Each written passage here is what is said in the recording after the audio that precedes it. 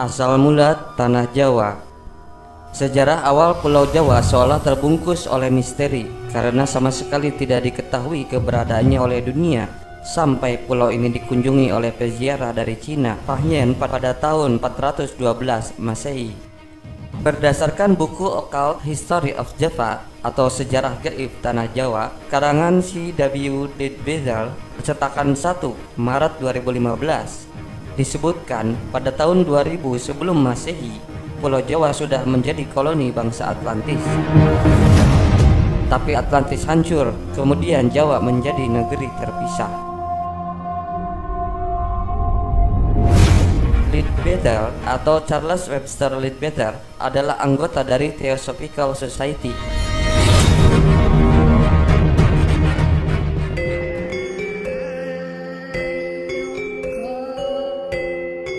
Sudah sangat kita kenal legenda tanah Jawa yang angker nan mistis. Seringkali dikaitkan dengan sang penumbal tanah Jawa yaitu Syekh Subakir dan Sabdo Kalon. Kita juga mengenal legenda Aji Saka dalam berbagai cerita, juga dianggap melambangkan kedatangan Dharma, ajaran dan peradaban Hindu-Buddha ke Pulau Jawa. Penafsiran lain beranggapan bahwa kata Saka adalah berasal dari istilah dalam bahasa Jawa, Saka atau Soko, yang berarti penting, pangkal, atau asal mula. Maka namanya bermakna raja asal mula atau raja pertama. Mitos ini mengisahkan mengenai kedatangan seorang pahlawan yang membawa peradaban, tata tertib, dan keteraturan ke Pulau Jawa. Karena Aji Saka telah mengalahkan Raja Jahat, Prabu Dewata Cengkar, sang penguasa hitam yang kala itu menguasai Pulau Jawa. Tumbal Aji Saka untuk menangkal kekuatan hitam bertahan hingga beratus tahun kemudian sampai pada keadaan di mana makhluk halus kembali berkuasa, hujan darah di mana-mana, bencana merajalela. Pada waktu ini berkembanglah beberapa ajaran ilmu gaib di Pulau Jawa. Oleh karena itu Pulau Jawa dianggap angker nan mistis.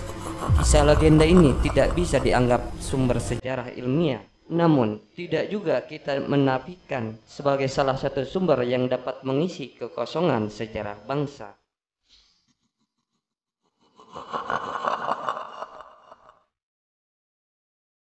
Legenda ini juga menyebutkan bahwa Aji Saka adalah pencipta tarikh tahun Saka, atau setidaknya raja pertama yang menerapkan sistem kalender Hindu di Pulau Jawa.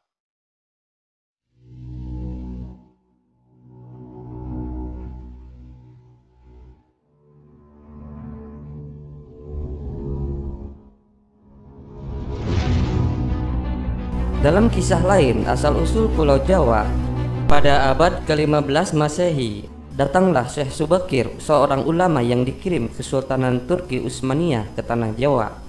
Syekh Subakir adalah seorang ulama besar yang dikirim untuk menumbal tanah Jawa dari pengaruh negatif makhluk halus saat awal penyebaran agama Islam di Nusantara. Jika digambarkan dalam garis waktu atau timeline seperti berikut ini, kedatangan Syekh Subakir berada pada awal abad ke-15 Masehi. Syekh Subakir mengetahui kondisi Pulau Jawa banyak dipengaruhi unsur gaib yang sangat mengganggu. Lalu Syekh Subakir membawa batu hitam dari Arab yang telah dirajah. Kemudian dengan karomah yang dimilikinya, batu hitam dengan nama Raja Ali Kalacakra tersebut dipasang di tengah-tengah Pulau Jawa, yaitu di puncak Gunung Tidar, Magelang. Karena Gunung Tidar dipercayai sebagai titik sentral atau pakunya tanah Jawa. Hasilnya kekuatan gaib yang mengganggu di Pulau Jawa dapat dihalau. Pada masa ini ilmu kebatinan berkembang lagi menjadi beberapa cabang, yaitu ketabiban, kewaskitaan, kesaktian, kanuragan, kekebalan, pengasihan, termasuk juga tenaga dalam. Kemudian sepeninggal Syekh Subakir, pemagaran gaib terhadap pengaruh negatif dilanjutkan oleh para wali Songo. Para wali ini mengajarkan ajaran Islam. Salah satu di antaranya yang terkena adalah Sunan Kalijaga.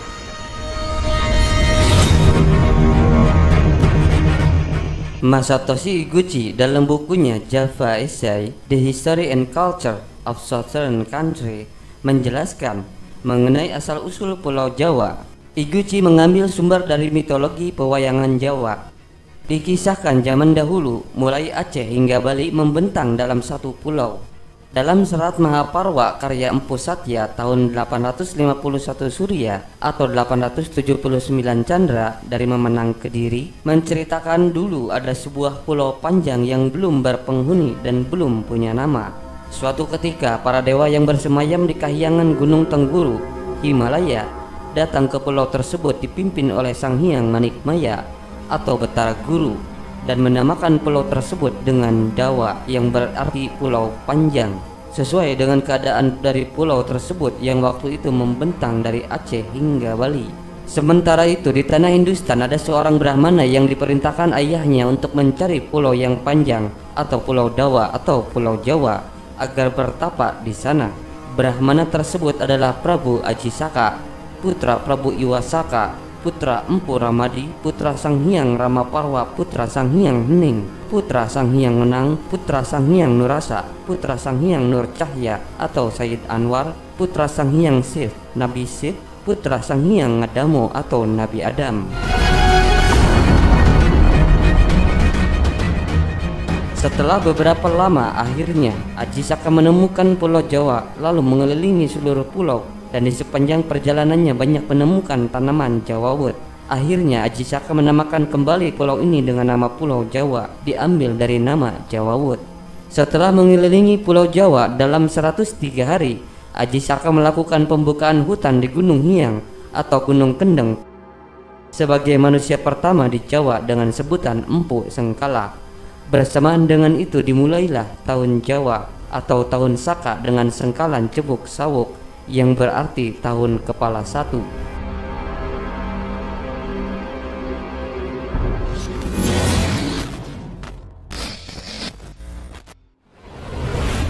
Legenda lainnya tentang legenda Tanah Jawa dikisahkan Raja Rum dari Brusah, Turki yang bernama Sultan Galba melakukan ekspansi ke pulau-pulau yang masih sunyi, yang diantaranya mengirim 20.000 keluarga ke Pulau Jawa. Setelah beberapa lama tinggal di Pulau Jawa, rombongan tersebut terserang wabah penyakit sehingga tinggal 2.000 keluarga. Ketika terserang wabah berikutnya tinggal 200 keluarga. Dan di tahun keempat sejak kedatangannya di Pulau Jawa, rombongan ini tinggal 20 keluarga dan memutuskan kembali ke tanah Rum untuk melaporkan keadaan kepada Sultan. Setelah mendengar laporan tentang keadaan rombongan yang dikirim ke Pulau Jawa, Sultan merasa sedih lalu mengutus wali dari golongan Bani Israel yang bernama Usman Aji untuk memberi tumbal pada Pulau Jawa. Setelah sampai di Pulau Jawa, Usman Aji mengelilingi Pulau Jawa dan bertemu dengan Empu Sengkala di Gunung Hiang. Kemudian Usman Aji memasang tumbal di titik tengah dan 4 arah. Keesokan harinya terdengar petir dari segala arah dan tanah Jawa bergetar, bergemuruh menandakan kalahnya makhluk halus oleh tumbal tersebut. Setelah 21 hari, Usman Aji kembali ke tanah Rum dengan disertai Empu Sengkala dengan sengkalan Gora Sirna yang bermaksud tahun ke-7. Setelah berguru kepada Usman Aji dan bergelar pendeta Iskak, Empu Sengkala pergi ke Hindustan menghadap Sang Hyang Jagatnata, kepala para dewa, meminta izin untuk membawa rombongan ke Pulau Jawa. Dan selanjutnya Empu Sengkala membawa 20.000 keluarga yang terdiri dari bangsa Keling, Alengka atau Ceylan, dan Siam ke Pulau Jawa. Setelah berhasil membentuk masyarakat Jawa, Empu Sengkala kembali ke Rum, kemudian melakukan perjalanan ke Awinda atau Lulmat atau dunia gaib yang sunyi dan abadi di alam tersebut dengan sengkalan Anembah Geni Maletik, yaitu tahun 32 Saka.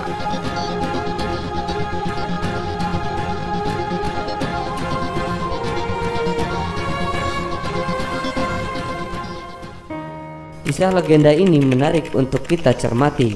Nama Raja Rum di Bursa, Turki. Kita dapat mengenali bahwa Raja Rum di Bursa, Anatolia, Turki. Namun, nama Sultan Galba tidak ditemui dalam nama raja-raja atau nama sultan-sultan yang berada di Turki.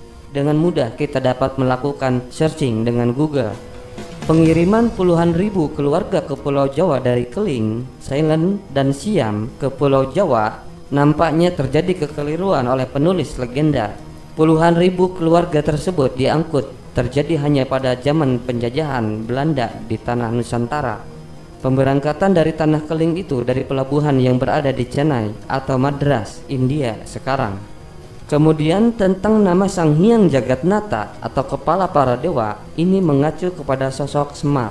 Sang Hyang Jagatnata dalam mitologi Jawa adalah Batara Guru. Ia juga dikenal dengan nama lain seperti Sang Hyang Manikmaya, Sang Hyang Caturbuja, Sang Hyang Otipati, Sang Hyang Jagatnata, Nilakanta, Trinetra, dan Kirinata. Nama Sang Hyang Jagatnata dan sosoknya adalah sosok asli dari kepercayaan Nusantara. Jadi seharusnya tidak terkait dengan Turki.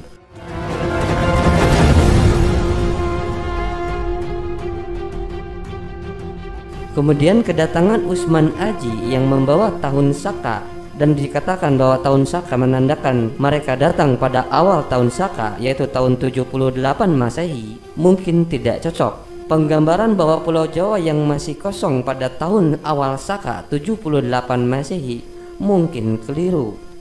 Pada awal Masehi di Pulau Jawa telah ada Salakanagara, dan dikatakan pada tahun 130 Masehi Dewa Warman telah terbiasa bolak-balik antara Pulau Jawa, yaitu Salakanagara, ke India, ke negeri Barata.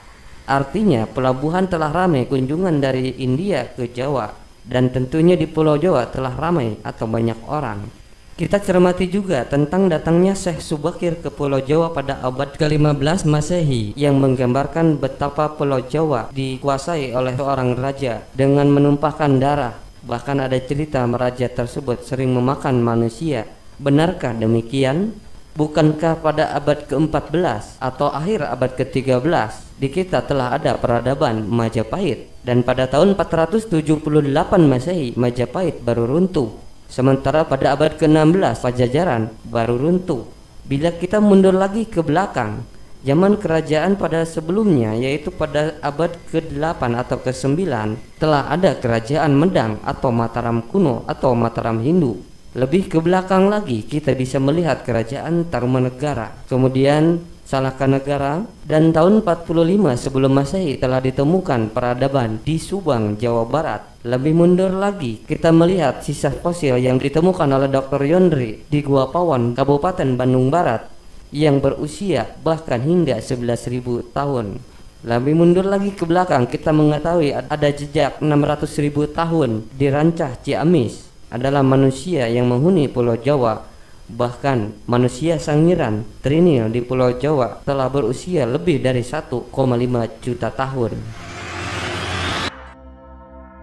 Iguchi mengutip kitab karya Ronggowarsito III dengan mengacu pada serat Mahaparwa karya Empu Satya pada tahun 851 Saka atau 929 Masehi, sejaman dengan kerajaan Kediri. Sepeninggal Empu Sengkala, masyarakat Jawa terus melakukan pembukaan daerah-daerah baru, tapi belum ada raja yang mengatur, sehingga disebut dengan zaman Kukila. Ketika masa Manggarsari 102 Saka atau 160 Masehi, diceritakan para dewa di Kahyangan Hindi turun ke Jawa dengan sebutan resi yang dipimpin oleh Resi Mahadewa Buddha, titisan Sang Hyang Jagatnata. Para resi ini kemudian menjadi sanjungan orang Jawa, dan mulailah sistem kerajaan di Pulau Jawa dengan raja pertamanya Resi Mahadewa Buddha, titisan Sang Hyang Jagatnata. Sang Hyang Jagatnata berkedudukan di Medang Kamulan 140 Saka atau 217 Masehi, dan raja terakhir Sri Maharaja Kanwa, titisan Sang Hyang Wisnu 301 Saka atau 379 Masehi. Pada masa pemerintahan Sri Maharaja Kanwa pada tahun 329 Saka atau 407 Masehi, terjadi peristiwa penculikan Dewi Srigati, putri Sri Maharaja Kanwa oleh Prabu Karungkala dari Pidana atau Sumatera, tetapi berhasil diselamatkan oleh Raden Sengkan yang akhirnya dijadikan menantu. Karena peristiwa penculikan ini, Sri Maharaja Kanwa marah dan menghancurkan negeri Pidana dan membinasakan Prabu Karungkala. Sebagai saudara dari Prabu Karungkala yang telah terbunuh, maka Prabu Sangkala, Raja Samaskuta atau Sumatera, tidak lagi mengakui kekuasaan Sri Maharaja Kanwa. Akhirnya Sri Maharaja Kanwa menyerang negeri Samaskuta tahun 338 Saka dan menghancurkan Prabu Sangkala. Setelah menghancurkan negeri Samaskuta, Sri Maharaja Kanwa menuju Gunung Pelosari, Banten, hendak membinasakan Resi Prakampa, orang tua Prabu Karungkala dan Sangkala. Karena menurut pemahaman Sri Maharaja Kanwa, Sri Prakampa dibalik semua peristiwa ini, tapi sebenarnya Sri Prakampa tidak tahu menau dan tidak berdosa. Karena keinginan angkara murka dari Sri Maharaja Kanwa itu, maka Sang Hyang Wisnu muksa dari Sri Maharaja Kanwa dan digantikan oleh Sang Hyang Kala. Setelah menemukan Resi Prakampa, Sri Maharaja Kanwa membunuh sang resi yang tidak bersalah. Karena kesaktian Resi Prakampa yang telah dianiaya oleh Sri Maharaja Kanwa, maka Gunung Kapi atau Krakatau meletus diiringi dengan bencana air bah, hujan lebat, dan angin topan. Gunung Kapi runtuh masuk ke dalam bumi. Air laut menggenangi daratan dari Gunung Gede Bogor sampai Gunung Raja Basa Lampung. Setelah surut, Pulau Jawa terbelah menjadi dua. Di bagian barat dinamakan Pulau Sumatera dan di bagian timur masih disebut Pulau Jawa. Sebagian Gunung Krakatau tenggelam dan menjadi Selat Sunda, dan negeri Samaskuta amblas ke bumi menjadi Danau Singkara atau Singkarak di Padang. Dalam buku Catastrophe, An Investigation into the Origin of the Modern World, David Case memperkirakan peristiwa meletusnya Gunung Krakatau adalah pertengahan abad ke-6 Masehi atau tahun 535 Masehi. Ia juga merujuk catatan Cina dalam History of Southern Dynasty bahwa Desember tahun 529 Masehi terdengar gemuruh yang datangnya dari arah barat daya negeri itu sebanyak 2 kali ledakan. Suara tersebut diperkirakan berasal dari letusan Gunung Krakatau. Dr. Wahlatz dan David Case membuat simulasi komputer atas peristiwa letusan Krakatau itu dan memperkirakan bahwa sebaran magma sebanyak 200 kubik per kilometer dengan diameter 50 km diperkirakan lebih besar dari letusan Gunung Tambora Flores tahun 1815 Masehi. Peristiwa itu membuat Gunung Proto Krakatau meninggalkan kawah kaldera sehingga memisahkan Pulau Jawa dan Sumatera. Hasilnya seperti pada gambar berikut. Hasil simulasi komputer dari Dr. Wahlatz atas peristiwa letusan Gunung Krakatau juga tidak dapat menentukan kapan peristiwa itu terjadi, hanya bisa menampilkan efek dari letusan tersebut. Catatan paling kuno dari negeri Cina menyebutkan bahwa Pulau Jawa dan Sumatera adalah daratan yang menyatu. Kondisi seperti itu hingga tahun 400 Masehi, Jawa dan Sumatera tetap menyatu. Demikian seperti dikutip dari artikel Profesor Chihara, seorang ahli penelitian arsitektur Jawa kuno. Namun pendapat Profesor Chihara belum dapat dijadikan bukti secara. Informasi yang datang dari Eropa. Sebuah puisi Victorian dikutip oleh Gerald Manley Hopkins yang menjelaskan warna matahari ketika terbenam. Profesor Jeff Matthews menggambarkan bahwa puisi Santo Telemachus telah menggambarkan kondisi atmosfer yang sama pada tahun 400 Masehi ketika seorang pendeta Almachius atau Santo Telemachus mendengar suara Tuhan di Asia yang menuju Romawi untuk menghentikan permainan gladiator. Setelah kematian Santo Telemachus sebagai martir, Kaisar Romawi, Kaisar Honorius, melarang gladiator di Romawi untuk selamanya.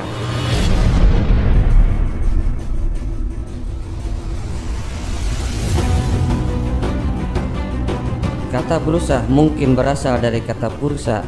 Bursa adalah ibu kota Kesultanan Rom Turki di Anatolia, Bizantium. Bizantium adalah Romawi Timur yang kelak dikuasai oleh Kesultanan Utsmania.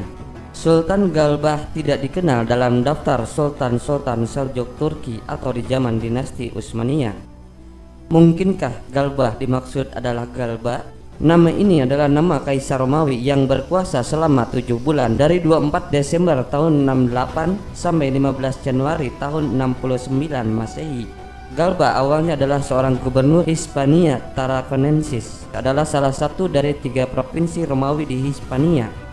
Provinsi ini meliputi pantai Spanyol yang berbatasan dengan Mediterania, pantai utara, dan bagian dari Portugal Utara. Spanyol Selatan, wilayah ini kini disebut Andalusia, adalah provinsi Hispania Baetica. Menarik untuk dikaji bahwa pada awal Masehi, Romawi tidak dapat melakukan perdagangan langsung dengan Tiongkok atau Cina. Penyebabnya harus melalui pihak ketiga dari Kekaisaran Parthia di jalur Sutra Daratan. Akhirnya Romawi mencapai Tiongkok melalui jalur laut dari Selat Malaka pada tahun 166 Masehi. Dan Claudius Ptolemeus dalam petanya menyebutkan Pulau Jawa pada abad kedua Masehi sebagai Chryse Chersonesus. Jadi masuk akal bila sebenarnya legenda Jawa ini mengisahkan awal bangsa Rum pra-Islam namun kisahnya menjadi campur baur dalam waktu terjadinya sebuah peristiwa. Bisa jadi kedatangan Aji Saka memang di awal tahun Masehi. Bukti arkeologis perdagangan Romawi tersebar di Asia Tenggara. Ciri khas barang dagang Romawi ada manik-manik kalung yang terbuat dari kaca. Tahun 45 sebelum Masehi, di situs Subang Larang ditemukan manik-manik kaca yang kuno yang belum diidentifikasi berasal dari mana. Bagaimana menurut pendapat Anda? Jak.